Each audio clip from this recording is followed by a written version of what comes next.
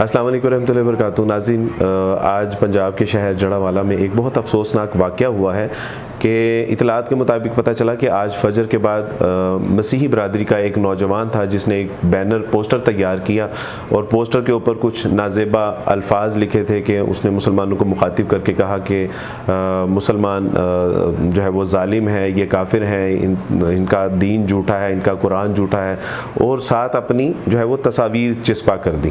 یہ بڑی عجیب حرکت لگتی ہے. دوسرا یہ کہ قرآن مجید کے اوپر بھی اس نے کچھ نازیبا تحریریں لکھی اور اس کے صفحات پھاڑ کے گلی میں بکھیرے ہوئے تھے. ایک خاتون اپنے گھر سے، مسلمان خاتون نکلتی ہے، وہ جب یہ سارا منظر دیکھتی ہے تو وہ اپنے مردوں کو بتاتی ہے. جب وہ مرد آتے ہیں تو وہ سارا منظر دیکھ کے تو وہ پولیس کو 15 پہ کال کرتے ہیں.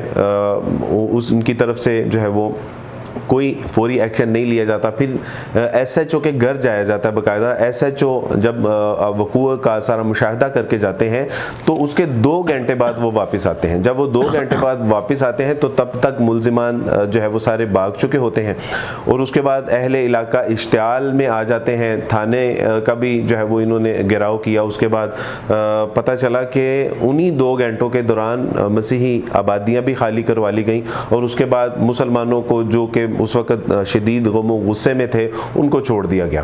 وہ جو ہیں انہوں نے مسلمانوں کے، مسیحیوں کے جو ہے وہ کچھ گھروں کو بھی نقصان پہنچایا، چرچوں کو بھی نقصان پہنچایا اور پولیس کھڑی تماشا دیکھتی رہی. اس سے صاف ظاہر ہوتا ہے کہ یہ باقاعدہ طور پہ کوئی سازش رچائی گئی ہے تاکہ جو ہے وہ اسلام، پاکستان اور اقلیتوں کے اندر ایک تصادم ہو اور عالمی سطح کے اوپر جو ہے وہ ان سب کو بدنام کیا جائے. بظاہر یہ لگتا ہے کہ اقلیتوں میں جو چند ایک شرپسند عناصر ہیں یہ ان کی طرف سے مذموم حرکت کی گئی ہے اور یہ جو مسلمانوں کی طرف سے جلاؤ گراؤ کیا جا رہا ہے، سچی بات ہے کہ نہ اسلام اس کی اجازت دیتا ہے، نہ قرآن اس کی اجازت دیتا ہے، نہ نبی علیہ السلام کی سنت سے یہ ثابت ہے اور نہ ہی ہماری اسٹیٹ اس کی جو ہے وہ کوئی اجازت دیتی ہے. دیکھیں، اگر کسی نے کوئی گناہ کیا ہے، کوئی جرم کیا ہے، کوئی کرائم کیا ہے تو ہمارے ادارے موجود ہیں، اس کی جو ہے وہ صاف اور شفاف انکوائریز ہوں گی، اس کے مطابق جو ہے وہ ملزموں کو کیفر کردار تک پہنچائیں گے. تو قانون کو ہمیں اپنے ہاتھ میں لینے کی کیا ضرورت ہے؟ اور دوسرا یہ ہے کہ جس نے کوئی جرم کیا ہے سزا بھی اسی کو ملنی چاہیے. اب مسیحی برادری کا کیا قصور ہے یا ان کے چرچز کا؟ یہ تو وہ معاملات ہیں کہ جس کی اجازت حالت جنگ میں بھی اللہ کے رسول صلی اللہ علیہ وسلم نے نہیں دی. لہٰذا آپ کو جو ہے وہ پورا امن رہنا چاہیے، تحمل کے ساتھ کام کرنا چاہیے. اور دوسرا یہ کہ اس کے حوالے سے یہ جو دونوں اطراف سے جو واقعہ ہوا ہے مسیحی نوجوانوں کی طرف سے اور مسلمانوں کی طرف سے، لہٰذا ہم دونوں کی مذمت کرتے ہیں کہ ایسا جو ہے وہ نہیں ہونا چاہیے تھا. السلام علیکم ورحمۃ اللہ.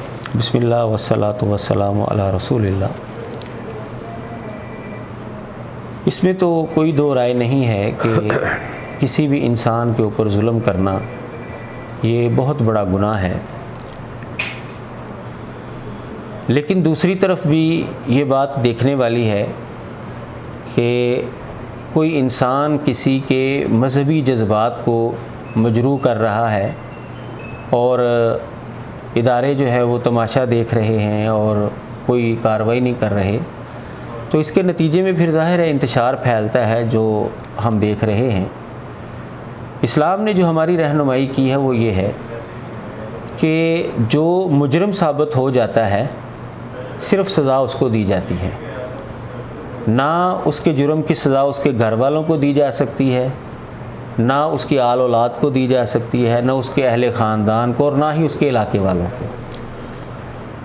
جن مسیحی نوجوانوں نے یہ گستاخی کی ہے ان کو پکڑا جائے، ان کو کیفر کردار تک پہنچایا جائے کیونکہ وہ مجرم ہیں جب ان کا جرم ثابت ہو جائے. ہمارے جو مسلمان بھائی ان کے گھروں کو تباہ کر رہے ہیں، چرچ کو تباہ کر رہے ہیں، یاد رکھیں نبی علیہ السلام کے فرامین سے ہمیں یہ بات معلوم ہوتی ہے کہ آپ نے فرمایا جو کسی ذمی کے اوپر، یعنی ایسا کافر جو کسی معاہدے کے تحت مسلم حکومت کے تحت رہ رہا ہے، اس کے اوپر جس نے ظلم کیا، نبی علیہ السلام نے فرمایا ہے کہ قیامت والے دن میں اس کی طرف سے جھگڑا کروں گا. اور ایک حدیث کے اندر یہ بیان ہے آپ کا کہ ایسے انسان کے اوپر جنت جو ہے وہ حرام ہے. ادارے موجود ہیں، آپ کے سامنے مجرم موجود ہے، آپ اس کو پکڑیں اور ادارے تک پہنچا دیں. وہ آگے تحقیق کریں، جرم ثابت ہوتا ہے تو سزا ملے گی، نہیں ثابت ہوتا تو اس کو چھوڑ دیا جائے گا۔ تو اسلام نے جو ہمیں طریقہ کار بتایا وہ یہ ہے کہ کسی کے اوپر ہم نے ظلم نہیں کرنا، کسی کا گھر برباد نہیں کرنا، کسی کا عبادت خانہ برباد نہیں کرنا۔ ہاں یہ اصول اور ضابطہ موجود ہے اور یہ ہر مذہب کا ہے، اور عقلی طور پر بھی یہی ہے کہ جو جرم کرتا ہے اس کو جرم کی سزا دی جائے۔ لہٰذا میں جہاں پر مسلمانوں سے اپیل کرتا ہوں کہ وہ ایسی شرپسند حرکتوں سے باز آ جائیں، غیر شرعی کاموں سے باز آ جائیں، وہاں پر میں مسیحی برادری سے بھی یہ اپیل کرتا ہوں کہ وہ ہمارے مجرموں کو اداروں تک پہنچائیں۔ ظاہر ہے کہ اب ہمیں تو نہیں پتہ وہ کہاں چلے گئے ہیں، مسیحی لوگوں کو پتہ ہے کہاں پر وہ چھپے ہوئے ہیں، تو ان کو چاہیے کہ وہ آگے بڑھیں اور اس انتشار کو ختم کریں، اور وہ خود اپنے ہاتھ سے مجرم کو پکڑ کر عدالت تک لے جائیں۔ اگر جرم ثابت ہوتا ہے تو وہ خاموشی اختیار کریں، جرم ثابت نہیں ہوتا تو اپنے بندے جو ہیں وہ واپس لے لیں۔